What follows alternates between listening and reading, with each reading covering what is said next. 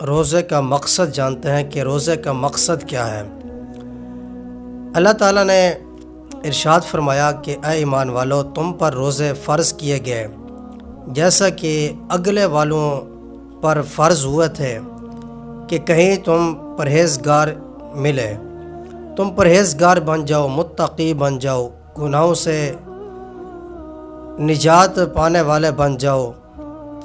تو اسی سے معلوم ہوا کہ روزوں کی فرضیت کا مقصد تقوی اور پرہیزگاری کا حصول ہے، جو کہ انسان کا مقصد حیات ہے۔ انسان اس دنیا میں آ کر اس کی رنگینیوں میں کھو گیا، ایسا کھو گیا کہ وہ اپنا مقصد حیات کو بھول کر کھانے پینے اور نفسانی خواہشات کی تکمیل کو زندگی کا مقصود سمجھ بیٹھا۔ اس کی تمام کوششیں پیٹ بھرنے اور نفس پروری میں صرف ہونے لگیں۔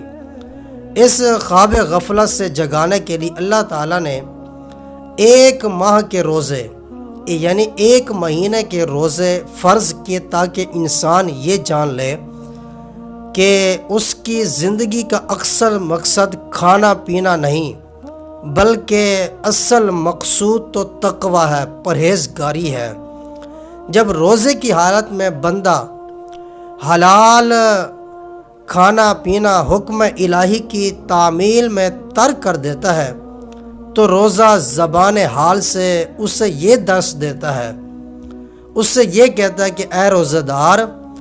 جب تو نے حلال چیزیں اپنے رب کے حکم سے ترک کر دی ہیں تو وہ چیزیں جنہیں تیرے رب نے ہمیشہ کے لیے حرام کر دیا تو ان کے ارتکاب سے بھی باز رہنا، ان سے بھی چھٹکارا حاصل کرنا ہے۔ اس ضمن میں ایک اور بات قابل غور ہے، وہ یہ کہ نماز بعض ارکان کے ادا کرنے کا نام ہے، زکوٰۃ کسی مستحق سے ادا ہوتی ہے، حج، طواف کعبہ اور دیگر مخصوص ارکان ادا کرنے کو کہتے ہیں، مگر روزہ ایسی عبادت ہے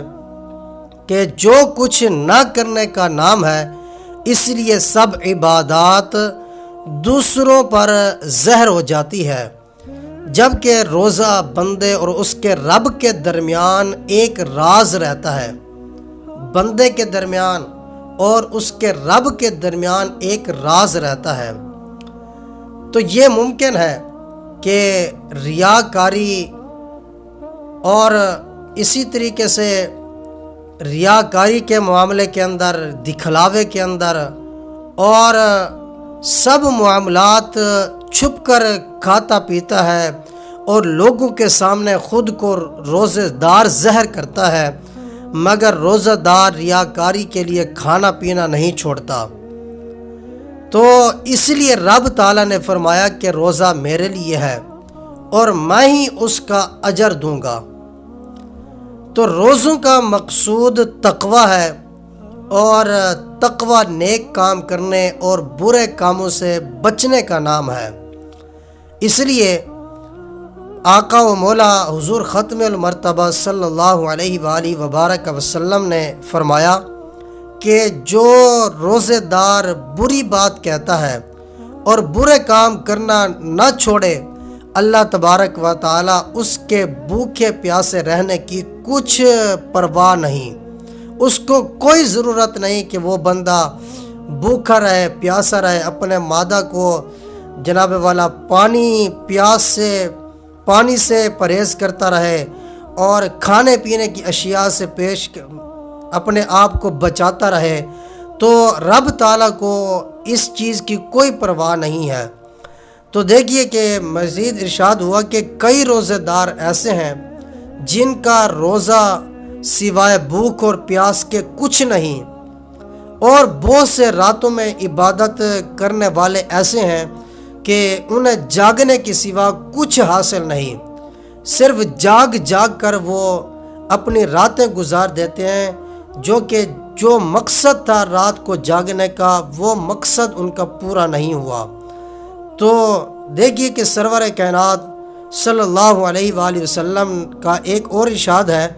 روزہ محض کھانے پینے سے باز رہنے کا نام نہیں ہے، بلکہ روزے کی اصل یہ ہے کہ لغو اور بیہودہ باتوں سے بچا رہے۔